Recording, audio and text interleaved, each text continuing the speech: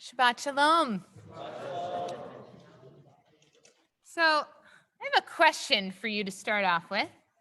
When you think about siblings in Genesis, comes to mind, what kinds of relationships do we tend to see when we think of siblings in Genesis? Awful, not good. I think this close. Okay, great. We have a lot of models of really, shall we say, contentious siblings in Genesis, beginning, of course, with Cain and Abel. And we all know how that turned out with Cain killing Abel. So, but today I'd actually like us to look at a midrash about the relationship between two siblings that we don't really talk about or hear about very much. And this one is actually a positive relationship between siblings. Believe it or not, we have some of those in Genesis as well. And we're going to look today at a midrash about the relationship between two of Jacob's sons and really between the tribes that come after them. And we're talking about Zvulun and Yisachar. So this midrash is going to be based on the blessings, which don't always feel like blessings, that Jacob offers his sons on his deathbed. And to each son, he offers what appears to be some sort of prediction, perhaps, about their future.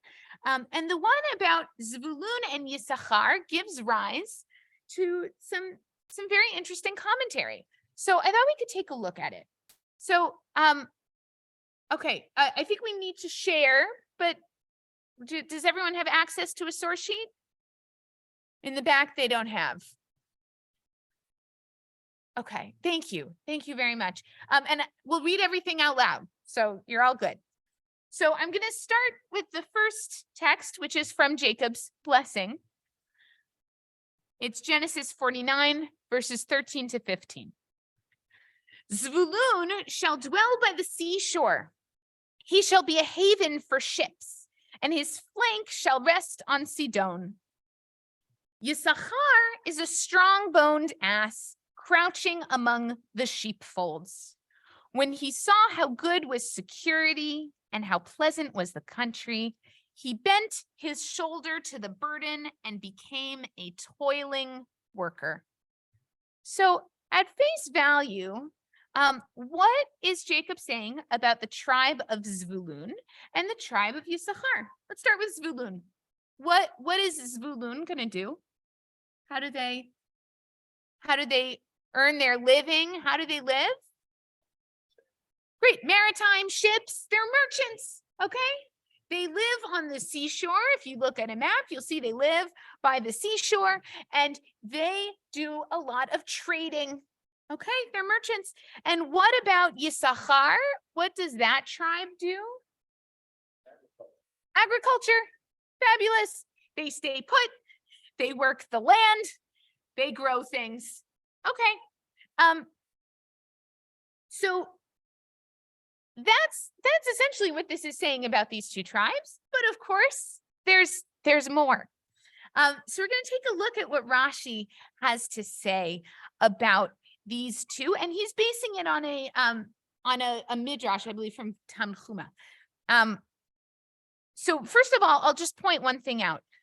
It says that Yisachar is a strong-boned ass, and the link that the rabbis are going to make here is when you think about the word yoke.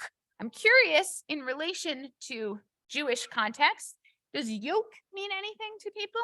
Okay, I'm seeing some nodding. Lou. Yoke of Torah. Great. So the metaphor that the rabbis like to use for the responsibilities that we have as Jews towards ourselves and towards the world is this idea of a yoke. Just like two oxen would be yoked together to carry a burden or a responsibility, right? We carry the responsibility of living up to these principles, to these commandments. So that word here, right, comparing Yisachar to an animal of burden. It's not just, the rabbis say, that's not just about agriculture. That's actually about Yisachar living up to these responsibilities of studying and living out Torah. So let's take a look at what Rashi has to say. Towards the coasts of the seas. By the shore of the seas will be his land. That's Zvulun, right? The merchants. He will constantly be at the port where the ships bring merchandise, for Zvulun was engaged in business and provided food for the tribe of Yisachar, while the tribe of Yisachar engaged in the study of Torah. I hear some laughing. I don't know why you're laughing. Why are we laughing? Okay.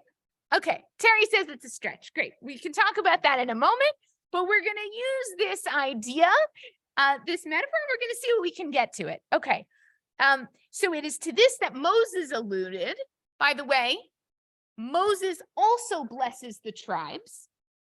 So we're going to make a link now between Jacob's blessing and Moses's blessing. What did Jacob say? He said, rejoice, Zvulun, in your going out, and Yisachar in your tents. Now that could be simply, that's because Zvulun does a lot of being merchants. They go out. Yisachar stays home. But this is going to say, why are they rejoicing? Well, Zvulun is going forth to trade. Yisachar is studying the Torah in the tents. And that mutual relationship is bringing them both joy. Okay. And there's a much longer version of this midrash, but I think this really gets at the core of what they say is going on. So we have a mutual relationship here, right? We have Zvulun, they make the money. And we have Yisachar, they're studying Torah and teaching it and doing these good deeds. Okay. So first of all, there are a few things that are being lifted up here as values, right? We have material stability, right? That's being held up. It's important. The tribe of Zvulun is providing material stability for both tribes. And we also have spiritual fulfillment, right? Yisachar is really spending their time with spiritual fulfillment. So in what ways does this feel like a nice model of really balancing both of these values and these traits? Does it feel like a nice model? Yeah, Mike.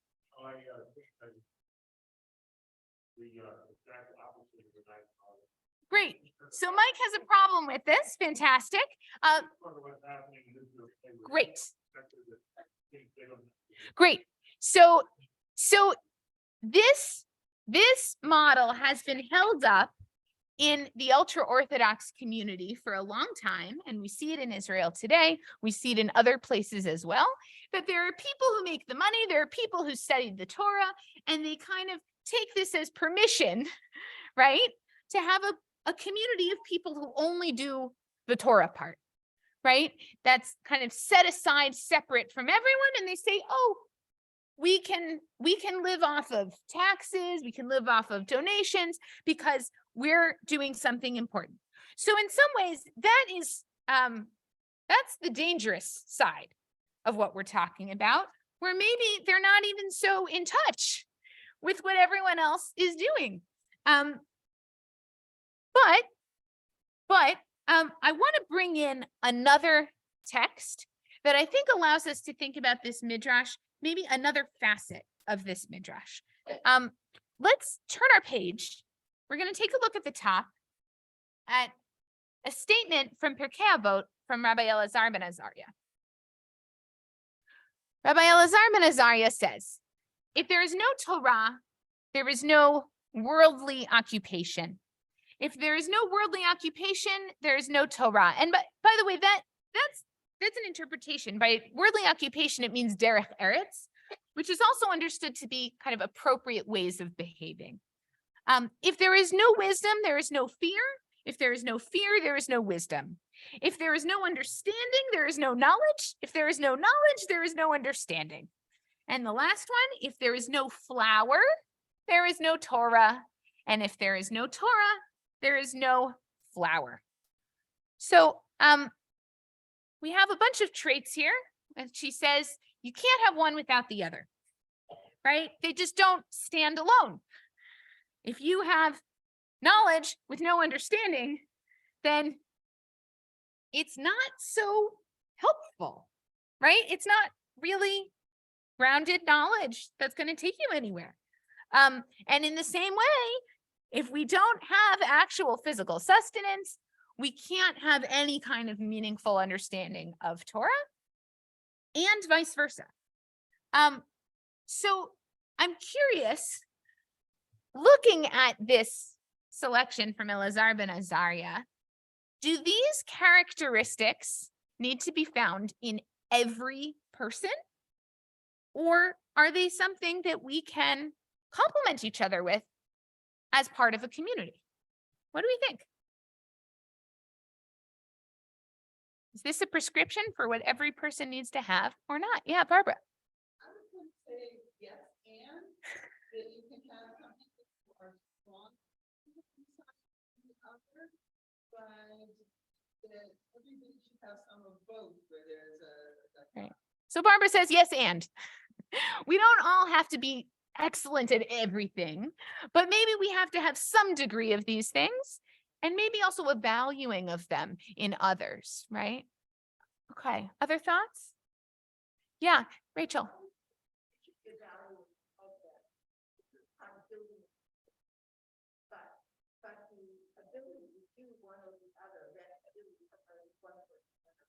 Okay, so Rachel says, yes, we all have to value them, but we can't all do all of these things, right? It's just, everyone has their strengths, and we may not have all of these strengths, and that's okay, right? That's okay. We can't have a community that's totally weighted to one side or another of these traits. Other thoughts? Yeah, Lou. Maybe I'm reading too much into this, but the term Eretz needs to count. Great. So Lou is saying derech eretz, this wordly occupation or kind of an appropriate way to behave to each other. It feels communal. Yeah. Certainly, if it's referring to the way we behave towards each other, you can't do that in a vacuum. Okay. So already this statement is setting us up to be thinking about interactions between people. Okay. Other reactions to this? What do you think of this list of traits, by the way? Does this sit well with you? Do you think there's some missing ones? Do you think that they're all really as interdependent as Elazar ben Azariah says? Yeah, Meili. Okay, here, wait, one second. Meili, and then we'll go over here to Alan. Yeah. I don't see any love or care.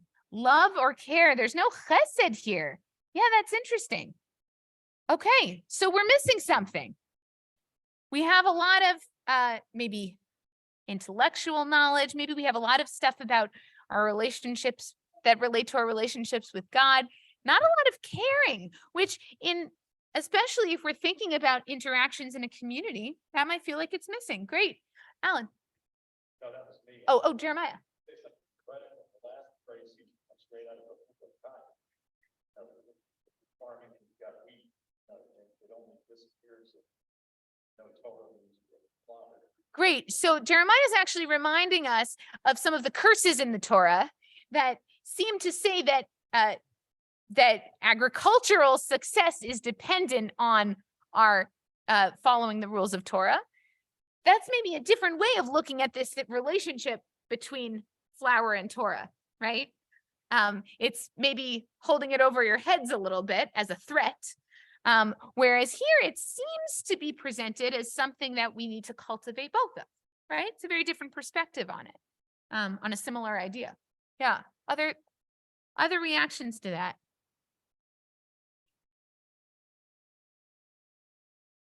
So, yeah. The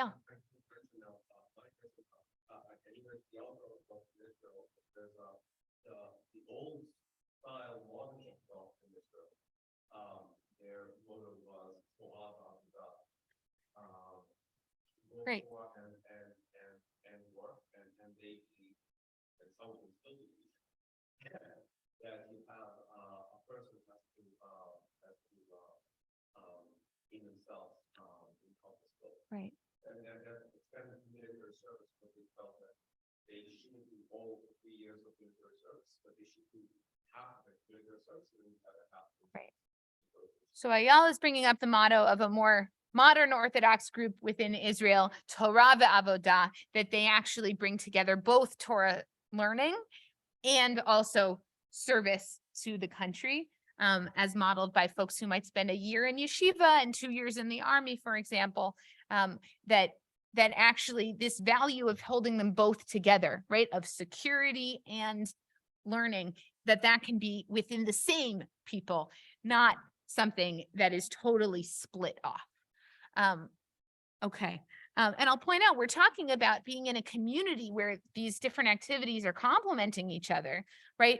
That really necessitates being in a community where we're all kind of benefiting from what the other ones are doing.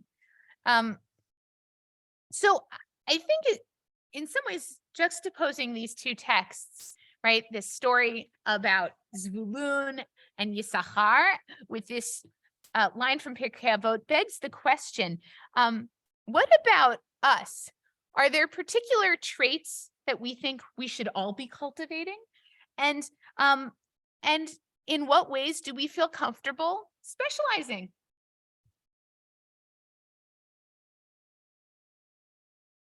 What do we think?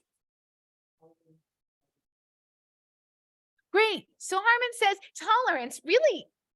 And I'll say, that whole category Meili was bringing up, tolerance, kindness, how we treat each other, that's not something we can outsource, right? That's not something we can specialize in. We all need to really cultivate that in ourselves. Beautiful. Yeah, Mike. Well, maybe in your there's no fear, there's no wisdom. That's why we put so much pressure on our kids to make the deeds.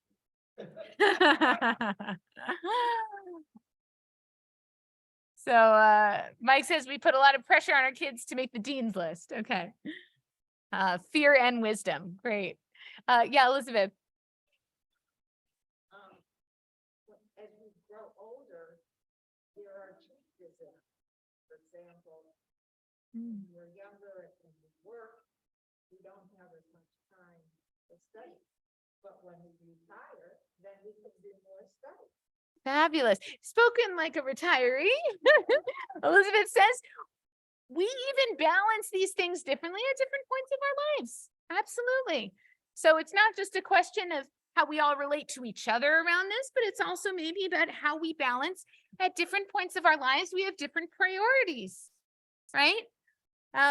We might have had more time to volunteer, maybe, before kids, after kids are out of the house, right? We have different ways of balancing our values and our priorities at different points in our lives.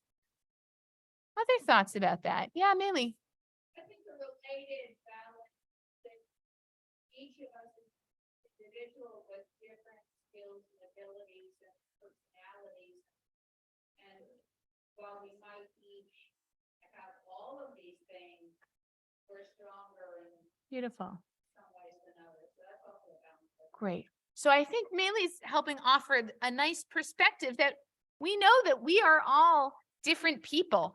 And part of what this is saying is not just about these specific traits, but there's a message here about how it takes all types, right? And we actually are all stronger and better for it when we can really welcome people with different strengths, different personality types, different characteristics, that we can benefit from those things that are different in other people from in ourselves. Okay, I want us to take a look at another text. This is a text from the Talmud, from Masechet Brachot. And it's a beautiful text about appreciation, but it's also a text about the interconnected world that we live in. I'm reminded of the book by Tom Friedman. I actually took a class with him in college where he taught this book, The World is Flat. Did anyone read that? It's all about globalization and how our world is, increasingly intertwined. And there's, kind of a pre-modern example and recognition of this already starting to happen in this text from Ben Zoma. Ben Zoma said, "How much effort did Adam exert before he found bread to eat? He plowed, he sowed, he reaped, he sheaved, he threshed, he winnowed, he separated the grain from the chaff, he ground the grain, he sifted, kneaded, and baked, and only thereafter he ate." Who's feeling tired? And I, on the other hand, wake up and find all of these prepared for me. Similarly, how much effort did Adam exert before he found a garment to wear? He sheared, he laundered, he combed, he spun and wove, and only thereafter he found a garment to wear. And I, on the other hand, wake up and find all of these prepared for me. So, what is he saying about living in a world where we are intertwined with other people? Kind of nice. Okay. I see another hand from Arlene over here.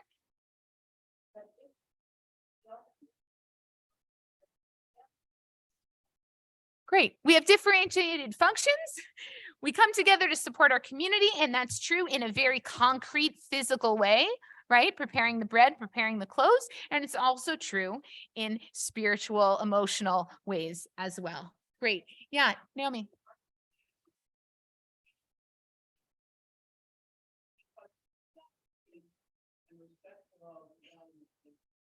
Great. It's acknowledging and respecting the value of labor.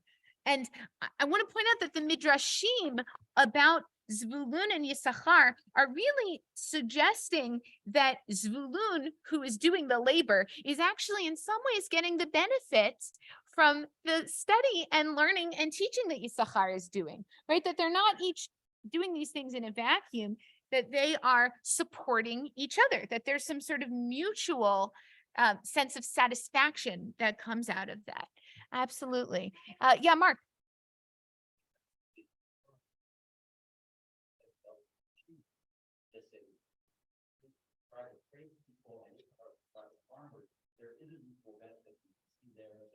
Great. Okay.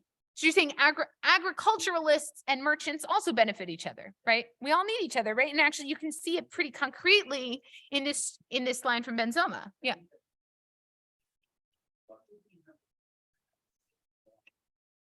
Great. So maybe we didn't need Adam Smith. We could have just had Ben Zoma. Great.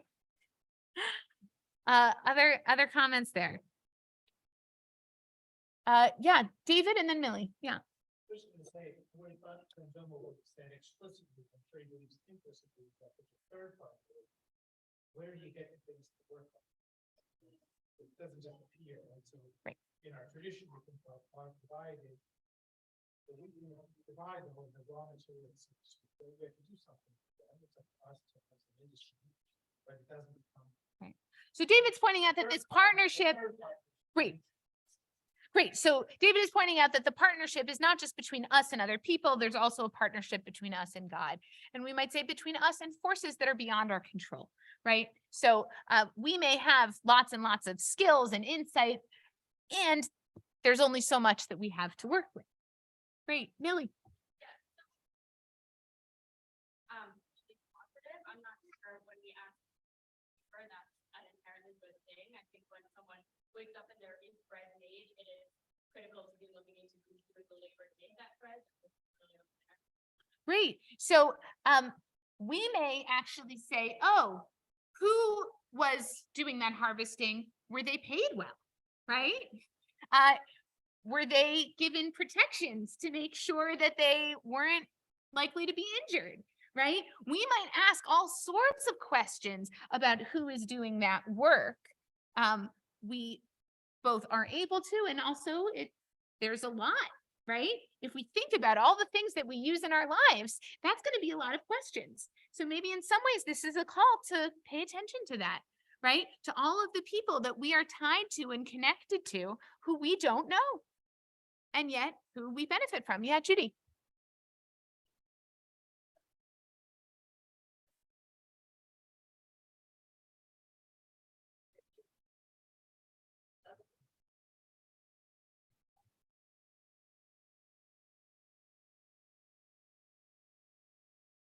Right. So Judy is bringing in gratitude. I think the Ben Zoma statement is really a statement of gratitude here, right? I think he's really, he's noticing the blessings that he has, but that is such an important piece of what brings us all together. We need to actually have some gratitude for the blessings that we have, the blessings that we benefit from, and also that we benefit from each other, right? To notice and be grateful. Take one more comment. Yes, Susan. Additional nuclear family. Hmm.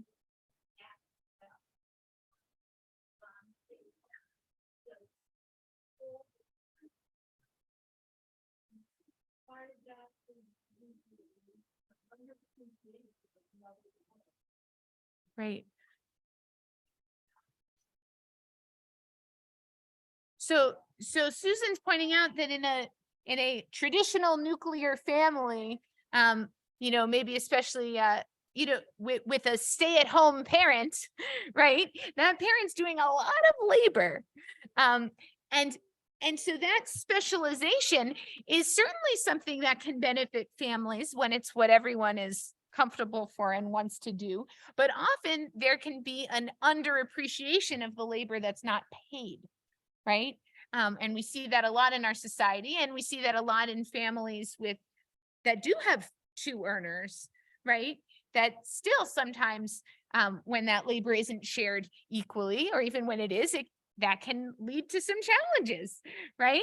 Because it is a lot of labor and our society doesn't value it monetarily. Great. So thank you for going on this journey together. I think one of the things that we really see is the way in which we as a society are really interdependent on each other. We're interdependent on each other in material ways, and we're interdependent on each other for so much more, for knowledge, for understanding, for insight. And that it's really actually the more that we can value that which others have that may be different from the strengths, from the qualities that we have, that actually is something that can be beneficial. That sometimes it's really important for us ourselves to balance and hold on to all these traits that need to balance each other out, but sometimes we can lean on each other, right? When I think about Millie brings up this question of, do we know who is actually preparing these things that we wear, that we eat, etc. There's a lot of research that goes into that question, right? And if we think about all of the ways in which we might want the world to be a better place, we can't possibly, any of us, make any reasonable impact on all of them. And so we depend on each other to really each find our areas of focus as well. So there are so many ways in which we really rely on each other to make the world a better place, to live in communities that can be fulfilled and fulfilling for each of us. So I'll bless us with that, with some appreciation for the value of interconnectedness and for appreciating the ways in which we all bring our own special strengths and that we're so much stronger together. Shabbat Shalom.